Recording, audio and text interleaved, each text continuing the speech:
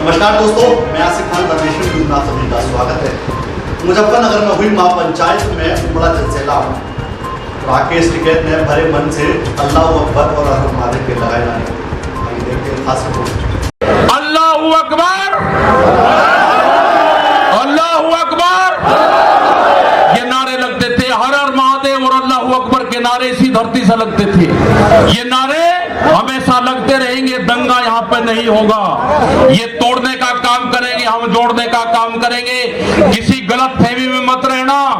ये देश हमारा है, ये दोनों बाहरी लोग हैं, इनको यहाँ से जाना होगा। अमित शाह, मोदी और योगी ये चुनाव जीत का है, लेकिन उत्तर प्रदेश की जमीन पे ये दंगा करवाने वाले लोग हैं। इनको यहाँ पे बर्दाश्त यहाँ की जनता नहीं करेगी। ये मिशन जो संयुक्त मोर्चे का है, ये तय हो चुका है। इस महापंचायत में देश भर से 300 से ज्यादा किसान संगठनों ने हिस्सा। राकेश टिकैत ने भरे मन से कहा कि यह बीजेपी सरकार लोगों को हिंदू मुस्लिम में बांटने का काम करेगी, लेकिन यह महापंचायत इसे रोकने का काम करेगी। राकेश टिकैत जी को जोरदार नारे के साथ चौधरी राकेश टिकैत। और इतना ही नहीं, राकेश टिकैत ने सरकार पर अनदेखी का लगाया आरोप। 9 महीने से कर रहे आंदोलन, लेकिन सरकार की कान पर जूं तक नहीं रहने। ये समझना पड़ेगा आप लोगों को कि जिस तरह से यहाँ पे देश की प्रॉपर्टियां बेची जा रही है, ये लोग कौन हैं जो देश के संस्थाओं को बेच रहे, इन लोगों की पहचान करनी पड़ेगी। देश में बड़े बड़े आंदोलन ये चलाने पड़ेंगे। आज से जो संयुक्त मोर्चा ने फैसले लिए हैं, उसके तहत हमको बड़ी बड़ी मीटिंगें पूरे देश भर में करनी पड़ेगी। अब ये मिशन खाली मिशन उत्तर प्रदेश और ये नहीं उत्तराखंड, मिशन होगा संयुक्त मोर्चे का देश बचाने का। ये देश बचेगा, ये संविधान बचेगा। आज लड़ाई उस मुकाम पर आ गई कि देश के जो नौजवान हैं, जो 14 करोड़ लोग जो बेरोजगार हमारे साथी, हमारे बच्चे हुए हैं, ये आंदोलन उनके कंधों पे है। जिस तरह से एक चीज बेची जा रही है, 3 कानून भी उसी का ही एक हिस्सा है। पहला है कि यहाँ पे रेल और हवाई जहाज और हवाई अड्डे बेचे जाएंगे। किसने परमिशन दी? किसकी ताकत है कि देश की प्रॉपर्टियों को बेचोगे? आपने घोषणा पत्र में नहीं लिखा, देश की जनता को धोखा दिया। धोखा नंबर 1। भारत बिकाऊ है, ये भारत सरकार की पॉलिसी है। अब खतरे में कौन कौन है? ओएनजीसी, बीपीसीएल, इस्पात, शिक्षा, प्राइवेट जो चिकित्सा हो रही है, और देश के संविधान भी खतरे में है। जो बाबा भीमराव अंबेडकर का संविधान था, वो भीड़ में बता जा रहा है, हम उसको भी बता रहे हैं कि बाबा भीमराव अंबेडकर का संविधान भी खतरे में है, उसको भी बचाना है। और ये खेती किसानी जिससे ये आंदोलन शुरू हुआ, ये खेती और किसानी भी बिक्री के कगार पे है। हमारी समझ में जब आया, जब देश की खेती बिकने के कगार पाई, जब ही आंदोलन शुरू हुआ। उसके 3 कानून 9 महीने से किसान आंदोलन है, वो करने को तैयार नहीं है। आज हालात ये है कि आपका 10 साल पुराना आगे के 10 साल पुराना ट्रैक्टर नहीं चलेगा, वो भी इसी में आता है। आपको बैंक में कर्जा आप दुगना ले लो, आपको बैंक दुगना कर्जा दे देगा। आपको बैंक कहेगा कि गोल्डन कार्ड बना दिया, आप कर्जा ले लो, फसलों के भाव नहीं आपको देंगे। हम जिस जमीन पर आए हैं, ये जमीन उत्तर प्रदेश की जमीन, और जहां पे मुजफ्फरनगर का जो क्षेत्र है, ये गन्ने की बेल्ट है पूरी। क्या इन लोगों ने ये नहीं कहा कि जब अगर हमारी सरकार आएगी तो हम 450 रुपए गन्ने का भाव देंगे? ये कोई भाव देने को तैयार नहीं है। यहाँ पे सरकारें पहले भी आई जिन्होंने 80 रुपया रेट बढ़ाया, दूसरे वाली सरकार आई 50 रुपये रेट बढ़ाया। क्या योगी सरकार उन दोनों से कमजोर है? 1 रुपया रेट नहीं बढ़ाया। हमारा 12,000 करोड़ रुपया से ज्यादा आज शुगर फैक्ट्री पे सरकार पे बकाया है। अगर हम मांगते हैं तो कहते हैं जी ये राजनीति कर रहे हैं। अगर ये मुद्दे उठाने राजनीति है तो ये मुद्दे यहाँ के लोग उठाते रहेंगे। हमें बहुत तरह के एलिगेशन लगाए गए। हम 9 महीने से वहां पे हैं, आप लोगों के बीच से वहां पे गए, आप बहुत जिम्मेदारी के साथ में वहां पे छोड़ के आए। पूरा संयुक्त मोर्चा दिल्ली के चारों तरफ है, हम घर नहीं जाएंगे। मुजफ्फरनगर में भी आए तो सिर्फ संयुक्त मोर्चे की मीटिंग में इस मैदान में आए। इस मैदान से बाहर मुजफ्फरनगर की जमीन पे पैर नहीं रखेंगे।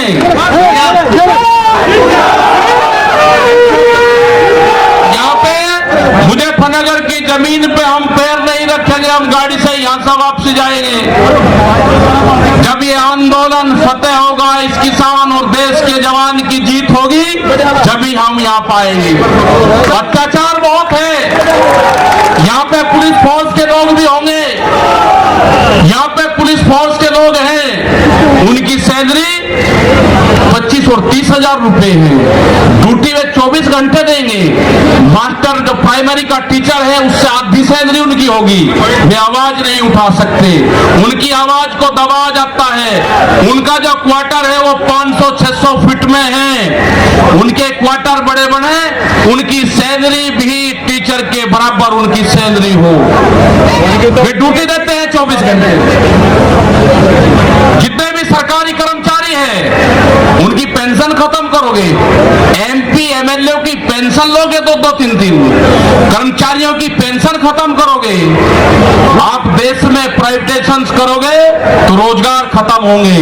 हमारी समझ में एक बात नहीं आई, जो बड़ी बड़ी कंपनी 67,000 और 1 लाख करोड़ रुपया सरकार का लेकर भाग जाती है, उन्हीं को ही फिर बड़े बड़े संस्थाएं बेच रहे हैं। वो पैसा कहां जा रहा है? अगर पूरे हमारे संस्थाओं के रेलवे बिक्री है, रेल के 4.5 लाख कर्मचारी बेरोजगार होंगे। मैंने जो सफाई कर्मचारी हैं उनसे बातचीत करी, रेलवे के या किसी भी नगर पालिका के हो, 5 और 6 हजार रुपए में वे सफाई कर्मचारी वाल्मीकि समाज के लोग नौकरी करेंगे। यहाँ पे अगर ठेका पड़ता होगी तो रोजगार जाएंगे। अगर प्राइवेट कंपनी के हाथ में ये कंपनी आ जाएगी, जिस तरह से रेलवे गई, 4.5 लाख कर्मचारी बेरोजगार होंगे। जो रेडी पटरी के लोग अपना रोजगार चलाते थे, वे 4.5 करोड़ लोग हैं, वे बेरोजगार होंगे। ये दोनों बाहरी लोग हैं, इनको यहां से जाना होगा।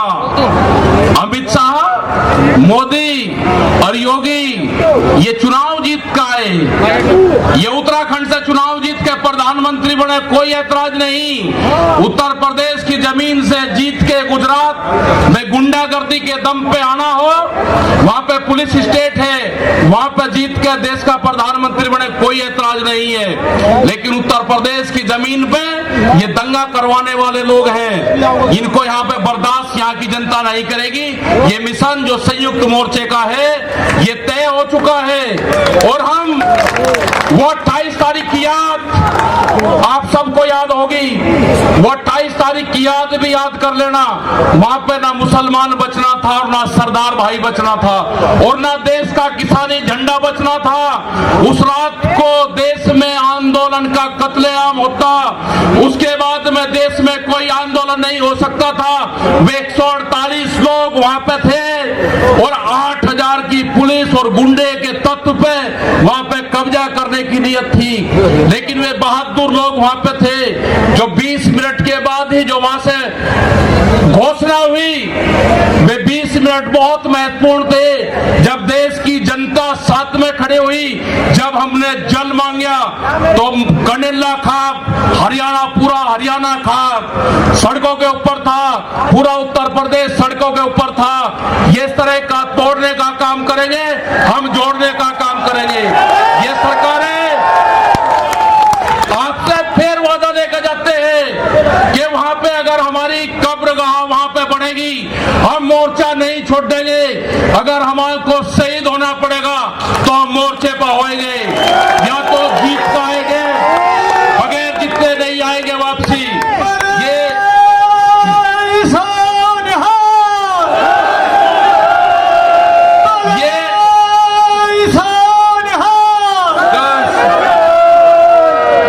इस तरह की अगर सरकारें देश में होंगी तो ये दंगे करवाने का काम करेगी। पहले भी नारे लगते थे जब टिकैत साहब थे, ये प्रदेश हमारा है, ये जिले हमारे हैं। आप तैयार रहना। ये कहते हैं कि लाल किले पे किसान गया, अगर लाल किले पे नहीं, किसान तो अगर जाता तो पार्लियामेंट पे जाता जहां पे कानून बने हैं। लाल किले पे धोखे से लेके गए हैं आप हमको, हमारे लोग नहीं गए, धोखे से लेकर आप लोग गए हैं। क्या कोई देश की एजेंसी है कि जो उसको जांच कर दे? क्योंकि कोई एजेंसी बोलने को तैयार नहीं है। पूरे देश पे इनका कब्जा हो चुका है, पूरी एजेंसियों पे। देश में कैमरा और कलम पे बंदूक का पहरा है। कैमरा और कलम पे किसी प्रेस की हिम्मत नहीं कि वो किसान के पक्ष में दिखा दे, निगेटिव दिखाते हैं बहुत प्रेस के लोग। तो इन सब लोगों का आपको ध्यान रखना है। ये आंदोलन जारी रहेगा। वो 28 तारीख की जो काली रात है उसको आप याद करते रहना। हम वहां से हटेंगे नहीं, किसी भी कीमत पर वहां से जाएंगे नहीं। देश के नौजवानों का रोजगार का सवाल है। 450 रुपया क्विंटल गन्ने का इन्होंने भाव की बात करी थी, वो चाहिए हमको फसलों पे एमएसपी की गारंटी चाहिए। प्रधानमंत्री ने कहा कि 2022 में फसलों के रेट दुगने होंगे, आमदनी दुगनी होगी। 3 महीने की बात रह गई है, 1 जनवरी से बिकने वाली फसलें दुगने रेट पे बेचेंगे। ये प्रचार हम करेंगे, हम जाएंगे देश की जनता के बीच में, पूरे देश में संयुक्त मोर्चा आंदोलन करेगा। और हमने बार बार कहा कि हमारे पंच भी यही है, हमारा मंच भी वही है। आपने बात सुनी, ये 20 लाख से ज्यादा लोग मुजफ्फरनगर की जमीन पाए। इन सब का बहुत बहुत धन्यवाद, सभी वॉलंटियरों का धन्यवाद। अभी हमारे कुछ लीडर रह रहे हैं, आप उनकी बात सुनोगे। धन्यवाद। जय हिंद, जय भारत। वाहेगुरु जी का खालसा, वाहेगुरु जी की फतेह। बैठो बैठो। ये हमारे सतनाम जी 1 मिनट में आपका स्वागत करेंगे। सतनाम सिंह जी। ये बिल्कुल बात ठीक है कि ये लड़ाई आपके दम पे ही लड़ी जाएगी और जीती जाएगी। आपका दम पे ही ये लड़ाई जीती जाएगी। ट्रैक्टर को तैयार रखना, कभी भी जरूरत पड़ सकती है उनकी।